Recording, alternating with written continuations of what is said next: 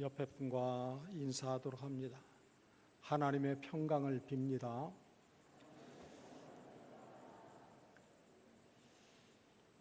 코로나로 많이 힘들고 어려운데 또 집중 폭우까지 쏟아져서 이제 엎친 데 덮친 격으로 참 어렵고 힘든 가운데 있습니다.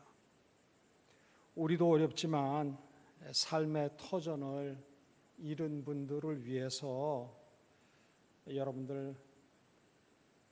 여러분들이 지금도 어렵겠지만 더 어려운 분들을 위해서 혹은 물질로든지 혹은 여러분들이 사용하기에도 아까운 옷가지 드리든지 주방용품이든지 침구류든지 여러분들 모든 것을 다 잃어버린 분들한테는 요긴하고 필요한 것이 되어집니다. 그래서 집에서 좀 일괄 정리를 하셔가지고 내가 쓰기에도 아깝다 싶은 것들을 좀 수집을 해서 보낼 수 있도록 사회위원회에서 주관해가지고 어려운 분들 도울 수 있도록 그렇게 하시기를 부탁의 말씀을 드립니다.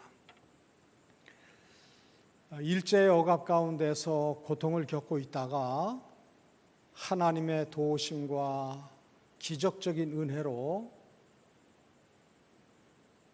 이 민족의 기도가 응답이 되어졌죠. 그러나 강대국들의 이해와 잣대에 따라서 남과 북으로 나뉘어진 상태로 오랜 세월이 지났습니다. 광복의 기쁨도 이것을 우리가 하나님의 도우심과 주를 향한 열정을 가지고 아름답게 관리하지 아니하면 아무것도 아닌 게 되어져요. 성경 말씀을 보게 되어지면 너희가 전에는 죄의 종이었다. 그러나 예수 그리스도로 너희를 속량했다. 그러니까 이제는 다시 돌이켜서 죄의 종로로 타지 말고 하나님이 기뻐하시는 삶을 살아라. 그렇게 요청을 하고 계세요. 그리고 하나님의 은혜를 받은 자로 그 은혜를 헛되이 하지 말아라 하는 말씀이 고린도 서신과 그리고 갈라디아서에 있어요. 여러분들, 하나님이 우리를 자유케 하려고 광복의 은혜를 주었는데 지금 남과 북이 나뉘어져서 또 우리가 이루어야 할 과제가 있는데 통일이라고 하는 나라가 하나 되는 이 문제가 우리 앞에 놓여져 있습니다.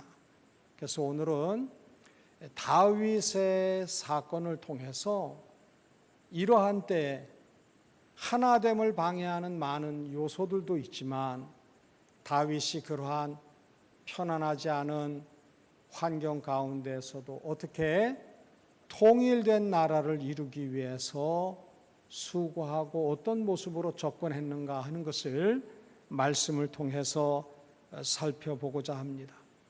여러분들, 생각과 뜻이 나뉘어져 있는 이들이 연합하고 일치하고 통일이 된다고 하는 것, 그 과정에는 많은 어려움이 있습니다. 하나 되기 힘든 이유는 무엇이냐? 각자 저마다 입맛이 있어요. 각자 저마다 사건과 역사에 대한 해석들이 전혀 달라지게 된다고 하는 겁니다.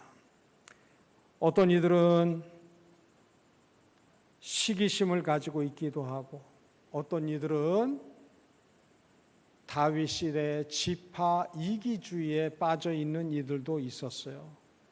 뿐만 아니라 하나됨을 위해서 가장 앞장서서 주의 뜻을 받들고 이루어야 할 지도자가 도덕성 문제로 본인뿐만 아니라 주위 사람들과 온 백성들이 고통을 겪는 일도 있었습니다. 왕의 가족과 측근들의 비리도 있었고 자녀들의 반란 등 수많은 고비를 다윗 시대에 겪었습니다. 어찌 보면 시대가 다르고 나라가 다르지만 사람 사는 곳에는 예나 지금이나 그 겪는 문제는 한결같다고 하는 사실입니다.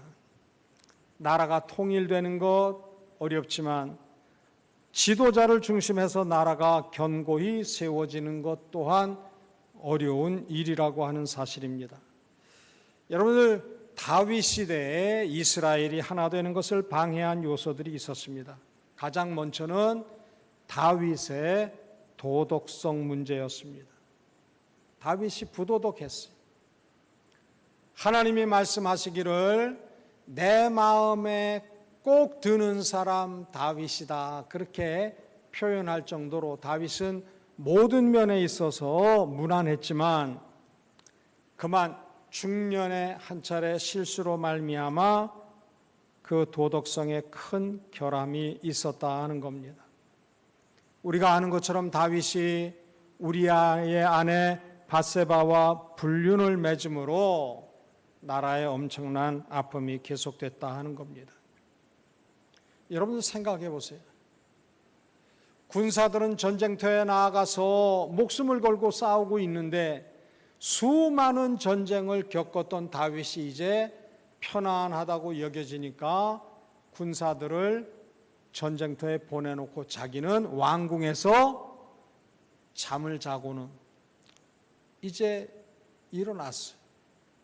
근데 왕궁을 거닐다 보니까 저 아래에 민가에서 옥상에서 목욕을 하고 있는 여인을 봅니다. 그러니까 조용히 가만히 불러요. 그리고 잠자리를 같이 했어요. 얼마 지나지 않아서 왕이여 제가 아이를 가졌습니다 하는 소식이 전해지는 거예요. 그래서 그 남편 되는 우리야 장수를 전쟁터에서 휴가로 건너오도록 해요. 그래서 부인과 시간을 보내면 아이가 생긴 것으로 포장을 하려고. 근데 이 장수는요, 충직해가지고 동료들이 전쟁터에서 목숨을 걸고 싸우는데 내가 어찌 편안하게 집에서 휴가 기간을 보낼 수 있느냐. 그리고 군인들의 막사에서 휴가 기간을 보내고 그만 전쟁터로 돌아가요. 그러니까 이두저도 꾀를 동원을 했는데 그 마음대로 안 되니까 어떻게 해요?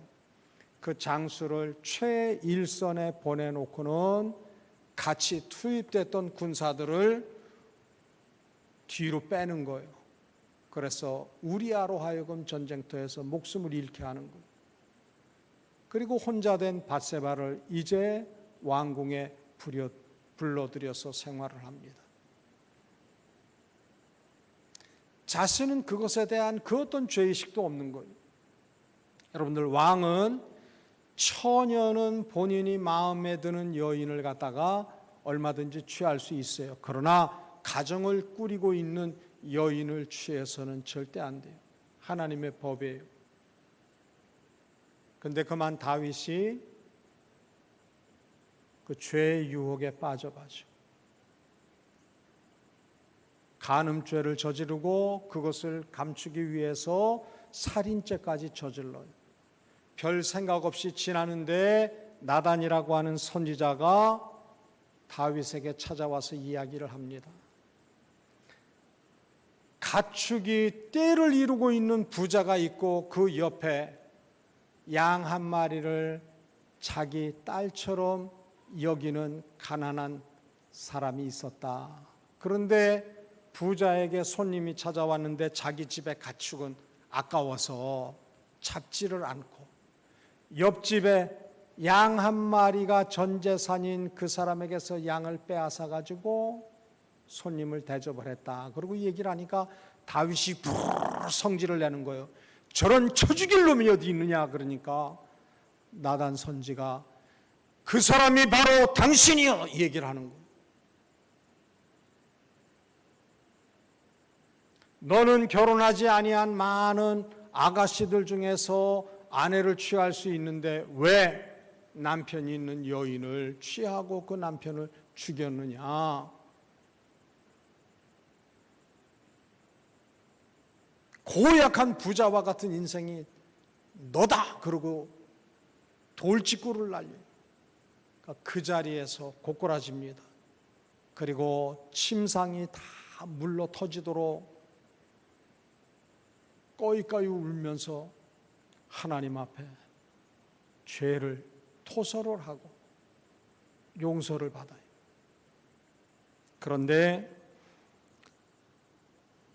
하나님 앞에 참회하고 하나님께서 다윗을 용서를 하셨지만 죄의 씨앗과 죄의 흔적은 오래도록 다윗과 이스라엘 백성들을 괴롭혔다고 하는 사실입니다.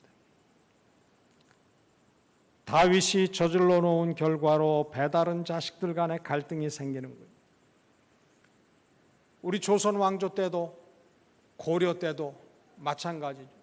왕정 시대 왕의 여인이 되어지면 아들을 낳아가지고 왕의 후사를 세우기 위해서, 후계자를 만들기 위해서 왕의 여자들이 얼마나 시기하고 질투하고 모함하고 독살하기까지도 하는 그러한 일들이 있었고요. 거기에 그 외척들의 간교함과 그 중신들의 정쟁 같은 것이 쉬지 아니한 것을 살펴볼 수가 있습니다. 그 왕정 시대의 역사는 피바람의 연속이었어요. 그것이 오늘날도 역시 이어져 오고 있는 것을 살펴볼 수가 있습니다. 다윗이 정략적으로 주변 나라의 공주들과 결혼을 해서 거기에서 만들어진 자녀들마다 외가가 다르고 어머니가 달라가지고 배다른 형제들 간의 치열한 다툼, 심지어 그 중에는 아버지인 다윗에게 칼을 겨눈 아들도 있었고요.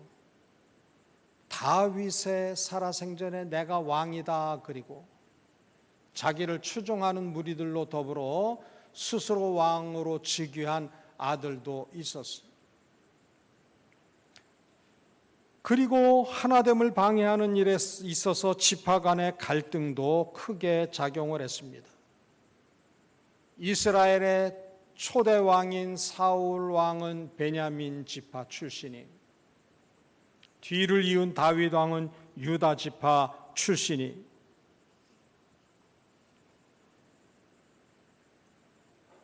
다윗 왕이 길르앗 전투에서 죽고 난 다음에 이스라엘 자손들은 다윗을 왕으로 마음에 두지를 아니했어요. 왜? 적어도 왕은 베냐민 지파 출신이어야 된다 하는 그러한 생각, 지파 우월주의가 있었어요. 어디 유다 지파가 그러는 거예요. 다윗이 온 모든 12지파가 당신은 우리의 왕입니다라고 왕으로 모시기까지 7년 6개월이라고 하는 기간이 경과했었던 것을 살펴볼 수가 있습니다. 아들 압살롬이 반란을 일으켜서 혹독한 피난 시절을 겪고 압살롬을 죽인 연후에 다윗이 예루살렘으로 돌아오는 길에도 그 일을 유다 지파가 주도적으로 왕을 다시 예루살렘으로 모신 것 때문에 다른 지파들이 막 속상해하는 거예요. 유다 지파 너희들만 잘났냐? 우리도 잘났다. 그리고 다툰 내용이 지금 우리가 함께 읽은 본문의 말씀입니다. 유다 지파 아닌 다른 지파들은 자기들이 모든 일에 있어서 무시를 당하고 있다고 하는 피해 의식에 절어 있었어요. 더더욱이나 다윗이 왕궁으로 돌아오고 난 다음에 베냐민 지파 세바라고 하는 이가 유다 지파와 다른 지파들 간에 갈등이 있는 그 틈을 이용을 해서 반역을 했습니다. 다른 지파들을 선동을 해서 나라를 둘로 나누려고 하는 야망을 가지고 있었어요. 그래서 사람들을 붙들고 하는 말이 그거예요. 이스라엘 12지파가 있는데 10지파에서 왕이 나와야지 그 2지파밖에 의미가 없는 유대에서 어떻게 왕이 나올 수 있느냐? 다윗은 우리의 진정한 왕이 아니다. 이렇게 꼬드기는 말로 불만을 키웠습니다. 여러분들, 어느 나라든지 어느 시대든지 나라를 망치는 것은 다른 것이 아니고 지역 감정이에요. 선거 때만 되어지면 국민들을 획책을 해서 지역 감정에 불을 지핍니다. 그리고 표를 많이 받기 위해서. 못된 정치인들의 행태, 지역 감정을 부추기고 선동을 하는 그러한 무리들이 우리들 중에도 있어요. 아프리카나 세계의 도처를 살펴보게 되어지면 분쟁이 그치지 않는 이유가 무엇이냐? 종족 간의 다툼 때문에 그런 거예요. 아프리카도 지역마다 부족들이 얼마나 많이 있는지 몰라요. 그 부족들 간의 이해관계가 다르면 늘 다툼의 여지, 전쟁의 여지가 있는 거예요. 구소련 같은 경우에는 그 수많은 민족이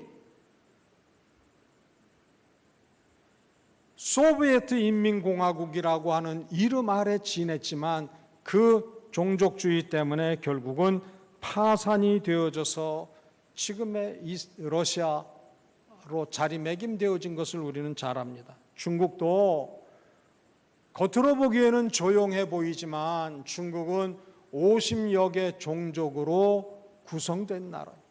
그래서 종족 간에 서로 이해관계가 얽혀져 있어요. 그래서 금방이라도 터질 것과 같은 화약고와 같은 처지가 중국입니다. 가장 크게는 티베트와의 문제가 있죠. 중국 내에 수많은 자치구들이 있는데 50여 종족들이 모여 있기 때문에 조금이라도 삐끗하면 화산이 폭발하는 것과 같은 그러한 모습이라 하는 얘기입니다. 민족주의, 지역주의가 하나됨을 방해를 해요. 여러분들 이제 지구촌은 어느 한 나라만 잘 되면 된다, 우리 국가만 잘 되면 된다, 이러한 생각을 뜯어고치고 버려야 돼요. 그런데 지금 보세요. 미국은 트럼프가 우리 편에 줄을 대라, 서라. 중국의 시진핑은 우리 편에 줄을 대라. 여러분, 싱가포르 같은 경우에는 화교들이 많으니까 우리가 중국의 입장을 동조하고 싶지만 자칫 잘못하면 도시국가의 존립 자체가 위험할 수 있어서 우리는 조금 더 관망을 하겠다. 자기들의 소신을 분명하게 중국에 통지를 하는 거예요. 중국 사람들의 기질이 뭐가 있느냐? 어정쩡한 것을 얼마나 무시하고 얕잡아 보는지 몰라요. 힘은 없어도 자기 주관이 분명한 것을 오히려 귀하게 여겨요. 근데 우리는 어때요? 미국은 미국대로 줄을 대고 있고 중국은 중국대로 줄을 대고 있고 어정쩡해가지고 여러분들 미국에서도 미운 털 박혀 있고 중국에도 미운 털 박혀 있는 그러한 현상을 지금 가지고 있어요. 거시적인 안목으로 봐야 돼요. 나만 잘 되면 나 잘 될 수 있다고 하면 다른 사람들이야 다른 나라들이야 이게 지금 통하지 않는 글로벌한 세계가 되었다고 하는 거예요. 너도 잘 되고 나도 잘 되고 미국도 잘 되고 한국도 잘 되고 중국도 잘 되고 영국도 잘 되고 지상에 있는 모든 나라들이 잘 될 수 있는 모습을 모색을 해야 되는 때가 되어졌다고 하는 얘기입니다. 다윗 시대에 또 다른 하나됨을 방해하는 요소가 있었는데 다윗의 측근들이 이스라엘이 하나 되는 것을 그렇게 교묘하게 방해를 했다고 하는 것입니다. 그 대표적인 인물이 요압 장군이에요. 군대 장관을 한 요압. 요압이라고 하는 인물은 야망이 큰 사람이에요. 자기는 다윗 왕 다음에 2인자라고 여기는 거예요. 그런데 다윗 왕이 나라의 하나됨을 위해서 다른 사람에게 국방장관의 책임을 맡기면 그걸 꼴에 못 보는 거예요. 그래서 교묘한 방법으로, 비열한 방법으로 살인을 저질러요.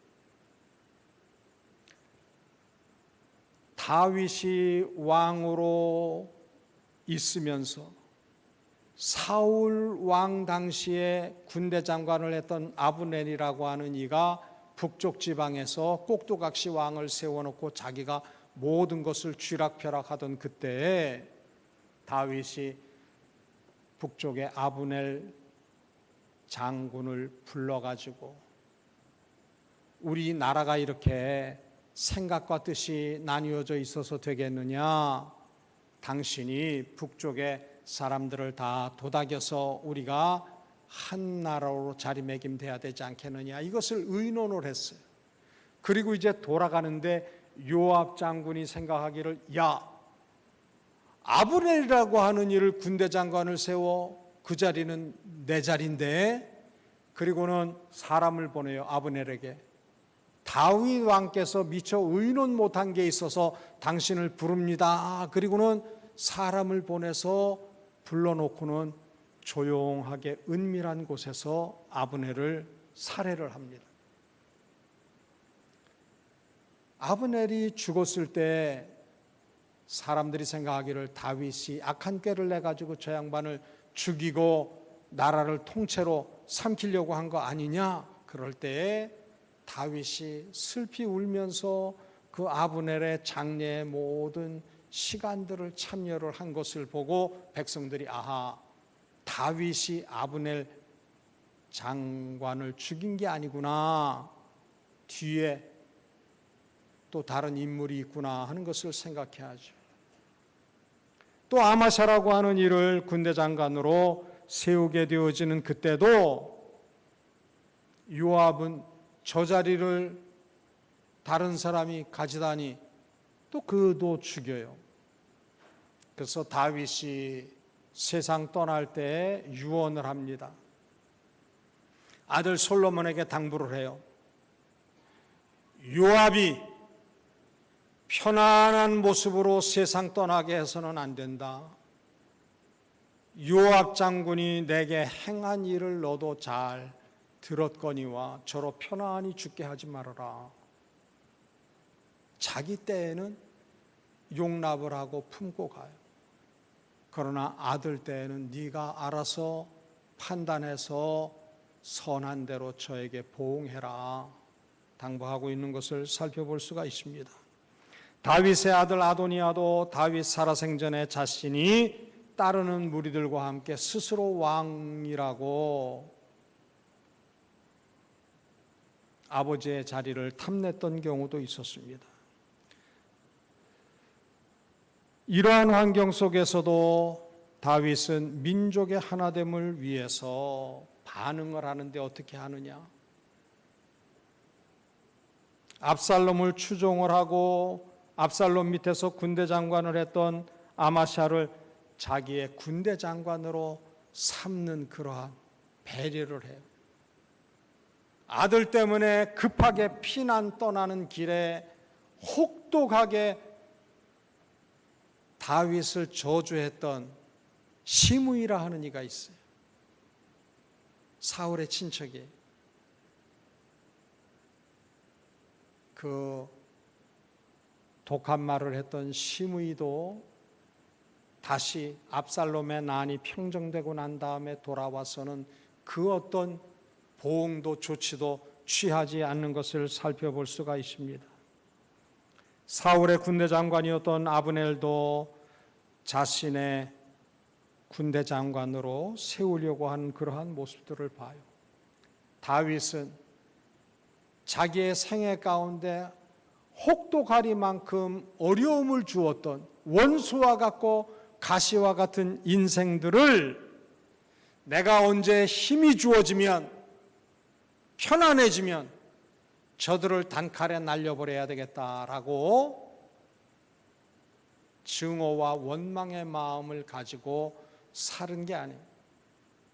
자기를 힘들게 하는 그 어떤 대상이 많이 있었어도 다윗은 그러한 때마다 누구를 바라보았느냐? 하나님만을 바라봤어요. 여러분들, 우리가 다윗에게서 배워야 할 게 있어요. 내게 고통을 주고 혹독하리만큼 어려움을 준 원수와 가시 같은 인생이 있다고 해서 그 사람을 묵상하지 마세요. 그러면 나도 피폐해져요.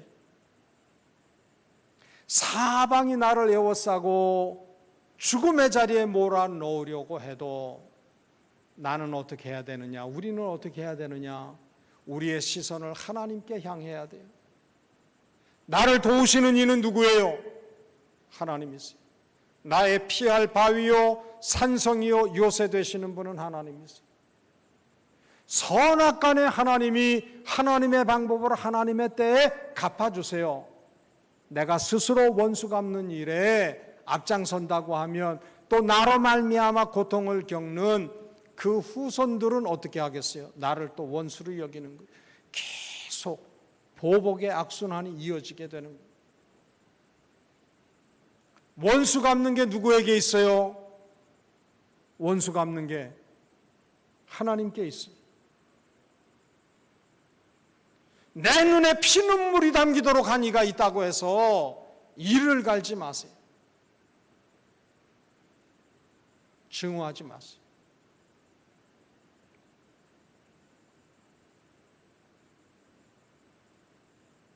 다윗은 자기를 힘들게 한 사람을 위해서 오히려 복을 빌었어요. 다윗의 고백을 우리가 잘 알잖아요. 원수의 목전에서 내게 아주 상다리가 휘도록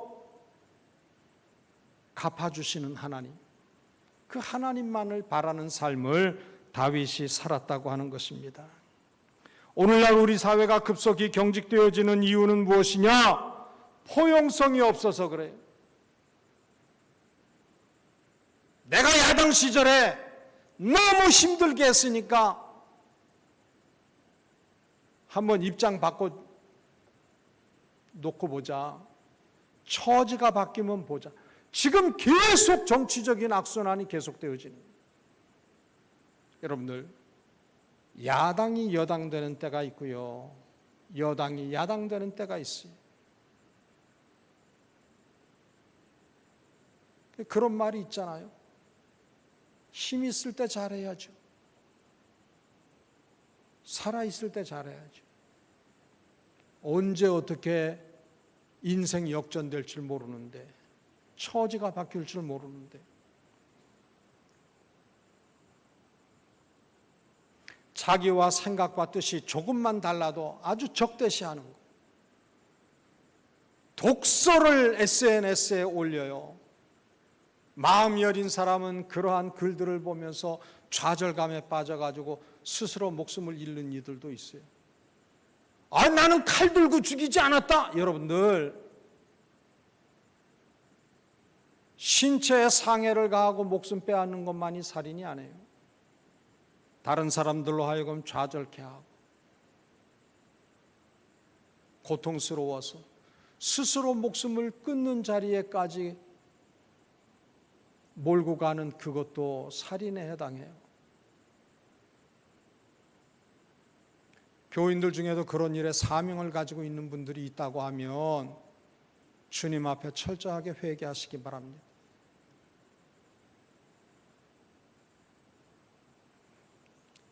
우리 민족을 붙들고 있는 고약한 더러운 힘이 있는데 그 배후에는 다 마귀의 역사죠. 친일에 대한 논란,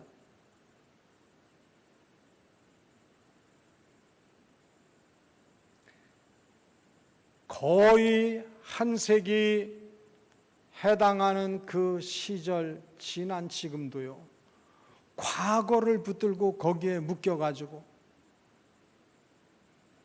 발목 잡혀가지고 우리가 앞으로 감당해야 할 시간들에 대한 그 어떤 배려도 수고도 없어요. 여러분들, 일제 치하에 있을 때 일본군 장교로 근무했으면 친일이고 사병으로 근무했으면 그거 상관없는 거예요. 친일을 정죄하고 핏발을 올리는 사람들의 조상들은요, 일제 치하에 있을 때 세금 내지 않았겠어요? 일본식 교육 받지 않았어요? 신사에 참배 안 했어요? 일본말 사용하지 않았어요? 일본식 이름 가지고 있지 않았어요? 친일을 얘기를 하면 정도만 다를 뿐이지 어느 누구도 그 문제에 있어서 자유로운 사람은 한 사람도 없어요. 일본 놈들이 다스리는 게 싫어가지고 북한도로 뛰쳐나가고 중국으로 건너가서 생활한 분들, 소수를 제외하고는 이 땅에 머물러 있으면서 6.25 동란 때도 마찬가지예요. 북한군이 점령해 있으면 대통령, 우리 대통령, 김일성 대통령 그러고서는 북한 깃발 흔들었어요. 국군이 점령을 하면 대통령, 우리 대통령, 이승만 대통령 깃발을 흔들었어요. 어느 누가 그 문제에 있어서 자유로운 인생이 한 명이라도 있느냐는 거예요.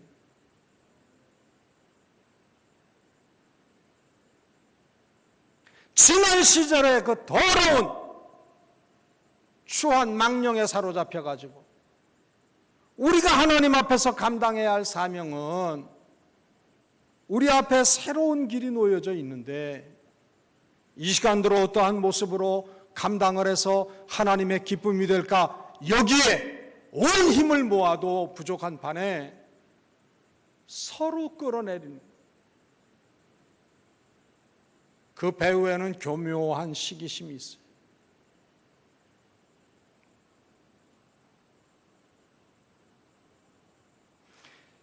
해방이 되었을 때 일정한 잣대를 가지고 단죄를 했다고 하면 우리나라는 캄보디아의 킬링 필드와 같은 그러한 현장이 됐을 거예요. 작년에 선교지 방문을 하느냐고 캄보디아를 갈 때에 그곳 김병교 선교사님이 연락이 오기를 거기에서의 사역을 감당하고 귀국하기 전에 킬링필드 현장을 볼 수 있도록 그렇게 하겠다고 그래서 제가 시간을 바꾸라 그랬어요. 캄보디아 땅에 어떤 아픔이 있었는지 먼저 그 현장을 보고 난 다음에 그곳 사람들에게 아버지의 마음으로 접근해야지 저들을 섬길 수 있다. 이것저것 분주하게 다 사역을 감당하고 섬기고 난 다음에 돌아오는 길에 귀국하기 전날 킬링필드를 상고하는 장소에 가봐야 이 땅이 이러한 아픔이 있구나, 그것을 가슴에 품고 가서 하나님의 사랑을 흘려보내야 되지. 수고는 다 하고 난 다음에 아무 생각도 없이, 아버지의 마음도 없이, 이 땅이 이러한 아픔이 있었구나, 고통이 있었구나, 그걸 경험하지 못하고 돌아오는 길에 그거 잠깐 보고 돌아오면 그 무슨 의미가 있느냐. 먼저 캄보디아에 도착하면 이 민족 앞에 어떤 아픔과 어려움이 있었는지를 먼저 보고 아버지의 마음, 긍휼의 마음으로 사역을 펼쳐야 된다. 시간을 바꾸라 그랬어요.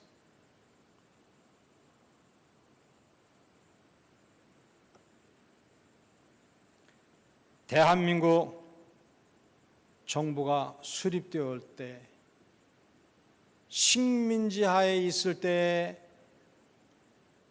일제를 도왔던 이들이 어떤 모습으로 어떤 일을 감당했는지 그걸 모르겠어요. 그래도 그때 당신이 지은 허물과 죄, 새로운 나라를 재건하는 일에 있어서 당신이 가진 경험을 선한 목적을 가지고 사용하십시오 하는 일종의 배려였겠죠. 긍휼이었겠죠. 애국가를 작곡한 안익태 선생에 대해서 친일 논란이 있어요. 친일한 사람이 작곡한 곡을 우리가 나라 사랑하는 노래라고 애국가를 불러서 되겠느냐 씩씩거려요. 여러분들, 안익태 선생은 1918년에 숭실학교에 입학을 해서 제일 먼저 한 일이 뭐냐, 친일 교사들 축출하는 일에 주동자여가지고 정학 처분을 받았던 양반이에요. 3.1운동 당시에 일본에 대한 반대의 마음을 가지고 있었기 때문에 일본 순사들이 추적을 하는, 그래서 그것을 피해서 일본으로 갔는데, 유학을 갔는데 정식 학교 입학을 허락을 않는 거예요. 왜? 요주 인물이어가지고. 그래서 2년 동안을 사설 강습소에서 시간을 보내고 2년 뒤에야 간신히 교육을 받을 수 있는 처지가 되어졌어요. 1929년에 샌프란시스코에 건너갔을 때 그곳의 한 한인 교회에서 예배를 드리는데 애국가를 부르는데 이렇게 부르는 거예요. 가사는 지금 우리 애국가 가사하고 같지만, 동해물과 백두산이 마르고 닳도록, 이렇게 부르는 거예요. 올드랭사인 곡에 맞추어 가지고. 그래서 그때 1929년에 안익태 선생이 마음에 다짐을 한 거예요. 야, 이거 외국곡에다가 나라 사랑에 고백을 해서 될까? 내가 애국가 이 가사에 맞게 작곡을 해야 되겠다라고 작정을 해서 1936년에 오스트리아 빈에서 애국가를 완성을 했습니다. 그리고 그해 8월에 베를린 올림픽에 송기전 선수와 다른 7명의 선수가 올림픽에 참석을 했는데, 입장식 마치고 난 다음에 그 선수들 머문 곳에 찾아가 가지고 이것이 당신들을 위한 나의 응원가입니다 그러면서 애국가 작곡 악보를 주고 같이 8명이서 애국가를 불렀어요.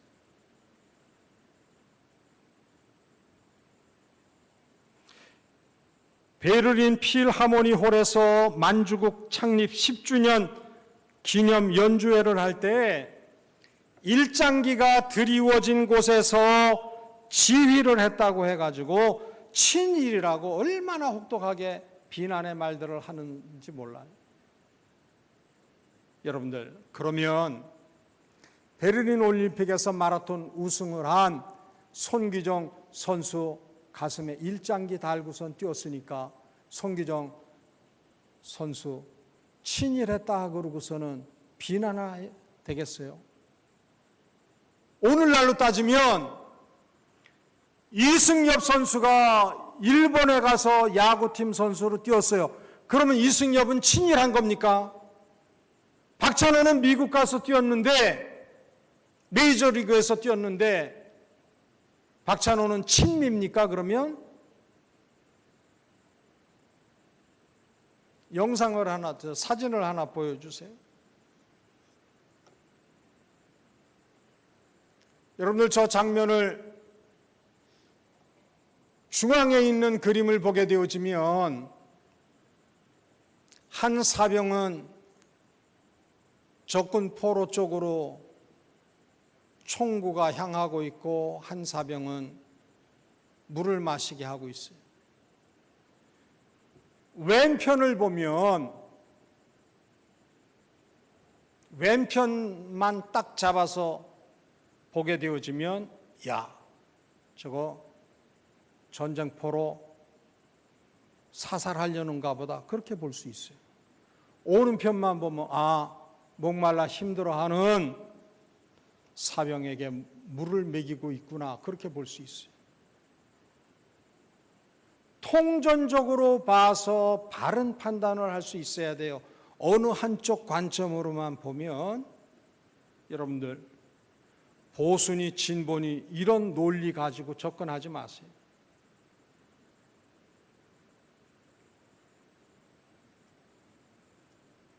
오늘날 우리 국민들 한 사람 한 사람 마음 가운데 마귀가 분열의 영을 집어넣어서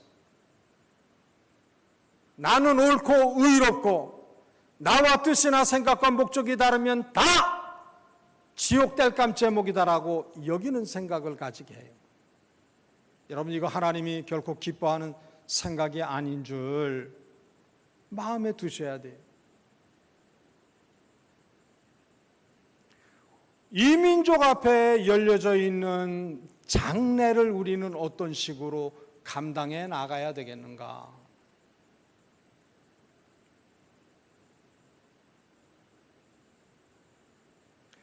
독일이나 우리나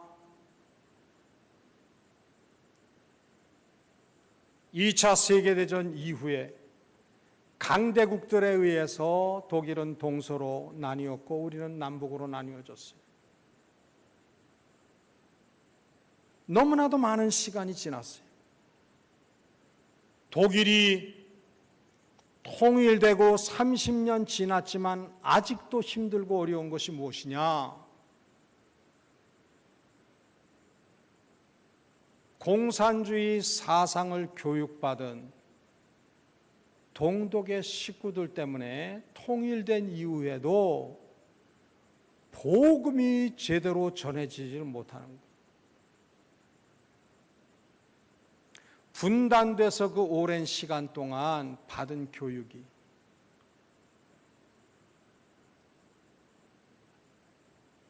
여러분들 통일되고 나서 동독에 있는 많은 공장들이 문을 닫고 동독의 근로자들이 다 실업자가 되고 너무 고통스러워서 동독의 사람들은 통일된 것에 대한 증오심이 컸어요. 서독교회가 전에 말씀드렸습니다마는 서독교회가 분단되어 있을 때 동독의 교역자와 그 가족이 동독에 가서 이주해서 살면서 신앙을 지도를 한 환경이에요. 우리처럼 북쪽의 공산주의가 너무 혹독해가지고 성도들이고 목회자들이 다 남쪽으로 뛰쳐내려온 그런 경우하고도 상황은 달라요. 서독에서 목회자들과 정부에서 공무원들이 자기들의 월급을 떼어서 동독을 지원을 했어요. 어마어마한 재정적 지원을 했어요. 그것도 짝사랑하듯이 일방적으로. 과시하듯이 지원한 게 아니에요. 저들이 도움을 받는 것에 대해서 열등감을 가질까 봐 인격적인 지원을 했어요. 도우면서도 도움받는 이들이 기분 상하지 않도록 배려해가면서 일시적으로 잠깐 도운 게 아니에요. 꾸준히 지속적으로 도왔어요.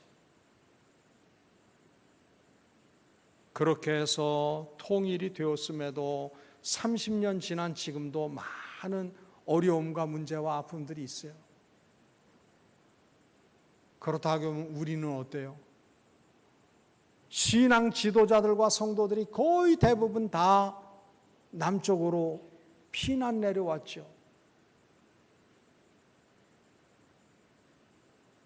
6.25 사변을 겪은 이들은 공산주의자들에 대해서 이를 갈아요.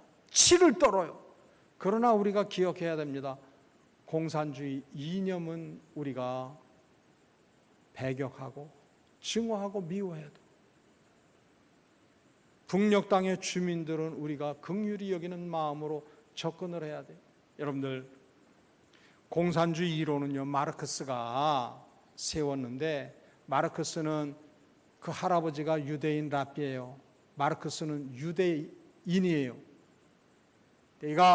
저가 마르크스가 레위기와 신명기를 연구하다 보니까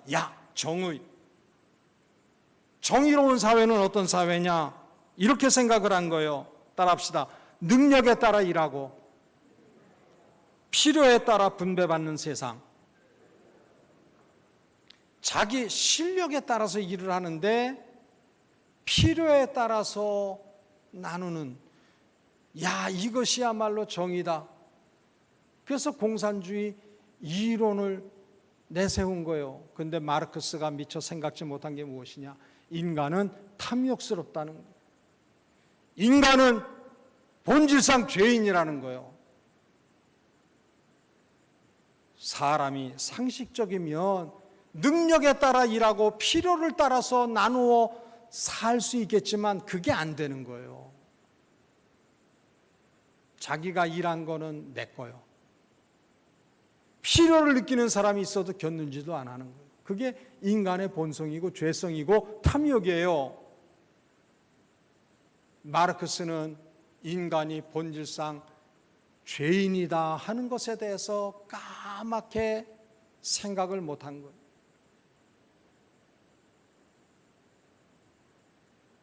마르크스가 얘기하는 정의, 능력 따라 일을 하고 필요를 따라서 나누어 받는 그러한 제도와 사회가 있어요. 어디냐? 공산주의 세계가 아니에요. 사회주의 세계가 아니에요. 이스라엘에 가면 협동농장이 있어요. 키부츠라고.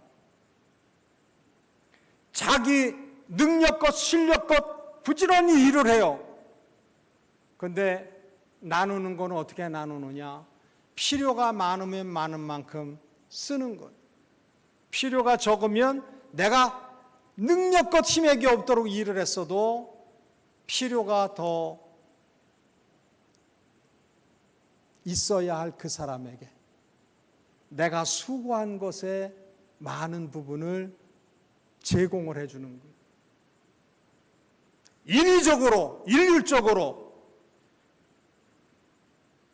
제도권 안에서 되어지는 것, 그것이 정의가 아니에요. 여러분들, 계급 없는 사회를 얘기를 하는 저 북녘 땅에요, 얼마나 등급이 많아요. 신분이 백두산 혈통부터 시작을 해가지고 공산당원이냐 아니냐 그것 가지고도요 천양지 차이고, 정신없는 인생들이요 저 북녘에 멋있다고. 제가 언젠가 북쪽이 좋다고 그러는 인생들 다 쓸어가지고 저 북쪽에 풀어놔야 된다고 그랬더니만은 교인 한 분이 그러더라고요. 목사님, 법적으로 그렇게 할 수 없어요 그러더라고. 쥐들이 좋다고 그러면 가라고 보내줘야죠. 그냥 등 떠밀어서. 제가 얘기 드리죠. 공산주의에 의해서 적화 통일이 된다고 하면 제일 먼저 사라질 인생들이 누구냐?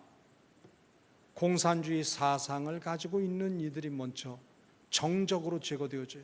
여러분들, 남로당 출신들 치고 빨치산 운동했던 식구들 치고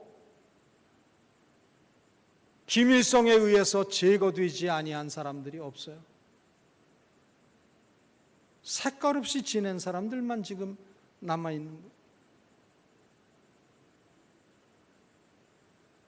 공산주의 사상을 가지고 있으면은 우리 동무요 그러고 환영할 것 같아요. 조금 부려먹다가 한 칼에 날려보내죠. 더더욱이나 교인들은.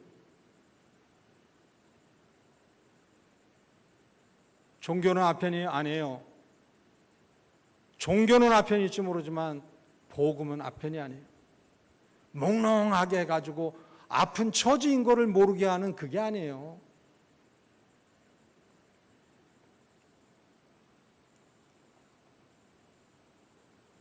다윗은요, 사람들을 인재를 골고루 다 균등하게 기회를 제공을 했어요. 내가 유다 지파 출신이니까 유다 지파 출신을 특별히 요직에 앉혔느냐, 그게 아니에요. 오히려 우리는 무시당하고 있다, 홀대받고 있다고 하는 이들을, 다른 10지파를 더 배려를 하고 그 사람들 중에서 일꾼을 세웠어요.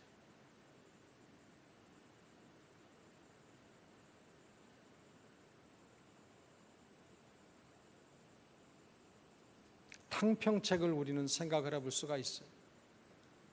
인재를 고루 등용을 해서 나라를 이롭게 하는 사람으로 세우는 그러한 배려가 있어야 되죠.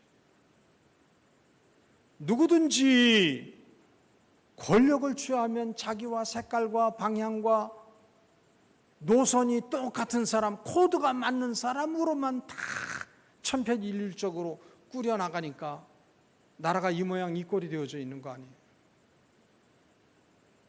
여러분들, 협치는 말로 하는 게 아니에요. 나와 생각이 다른 사람과 어울려서 공동의 선을 이룰 수 있는 훈련이 우리에게는 없어요. 하여튼에 우리는 누가 대장 노릇하고 나를 따르라 그렇게만 해야 되지, 당신 생각은 무엇이냐, 당신 이 문제에 있어서 어떠한 길이 있느냐, 의견이 있느냐, 이렇게 생각을 나누면서 가장 좋은 것을 추구하는 그러한 훈련이 없어요. 그러니까 대통령이 바뀌면 말이죠, 확 다 바뀌어요. 근데 문제는 일선에서 일하는 공무원들은 변함이 없잖아요. 웃대가리들만 바뀌지.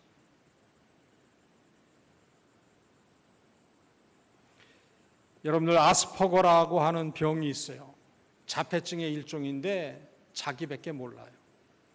다른 사람에 대한 배려가 없어요. 의사소통에 장애가 있기 때문에 결국은 대인 기피증으로 자리매김이 되어져요. 근데 이 사회가 모든 사람들이 예외 없이 아스퍼거 병에 걸려 있어요. 그래서 신조어가 만들어졌어요. 사스퍼거라고 하는 신조어가 만들어져 있는데 무엇이냐? 사회생활을 하는데 다른 사람에 대한 그 어떤 배려도 없어요. 오직 자기밖에 생각을 못해요. 옛 어른들이 사람이 염치가 있어야 된다 그랬어요. 오늘날은 염과 치를 눈을 씻고 찾아볼래야 찾아볼 수가 없어요. 강호동이가 잘 쓰는 말이 있었어요. 나만 아니면 돼. 수없는 사람들이 고통을 겪어도 나와 내 가족만 그러한 어려움이 없으면 남의 문제예요. 딴 나라 얘기예요. 그런데 내 가족 중에, 내 자녀 중에 누가 어려운 일 겪으면요, 아주 고래고래 소리를 질러. 이 아픔을 함께 하지 않는다고. 여러분들, 저마다 저 사스버거 병에 걸려가지고 사회적으로 자기밖에 몰라가지고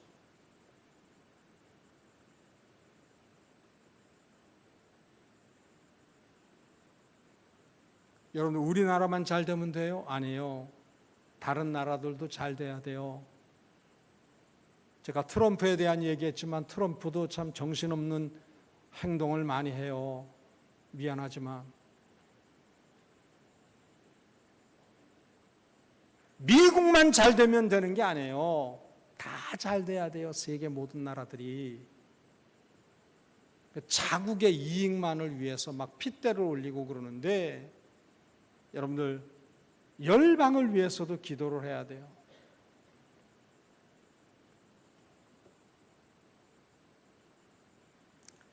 배려를 통해서 자연스럽게 주어지는 대가가 성공이에요. 성공을 위해서 나만 잘 되면 된다고 주위 사람들을 짓밟고 쓰러뜨리고 죽여가면서까지 나만 잘 되면 되느냐, 그거 아니에요. 다른 주위 사람들을 배려하기 때문에 하나님이 허락하시는 은혜로 내게 성공이 주어지는 거예요. 승리가 허락되어지는 거예요.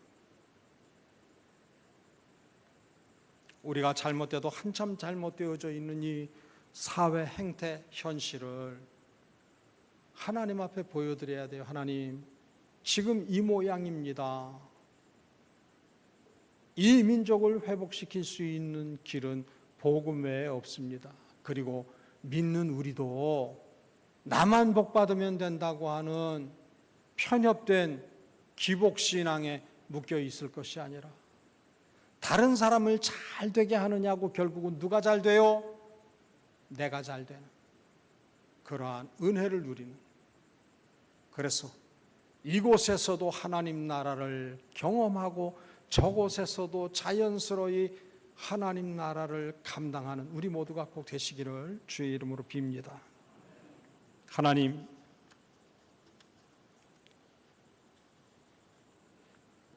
다윗 시대의 다윗을 통해서 하나 되게 하셨던 하나님의 귀한 은혜, 오늘을 사는 우리가 이 시대의 다윗 되기를 원합니다. 나보다 남을 더 귀하게 여길 수 있게 하옵소서.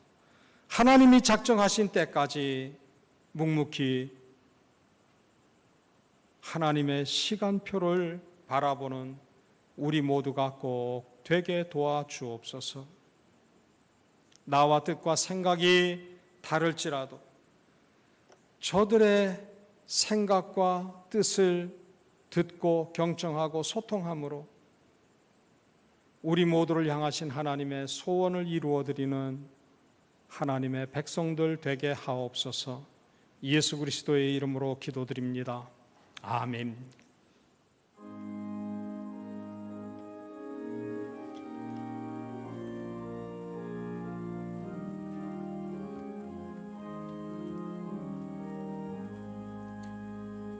값비싼 향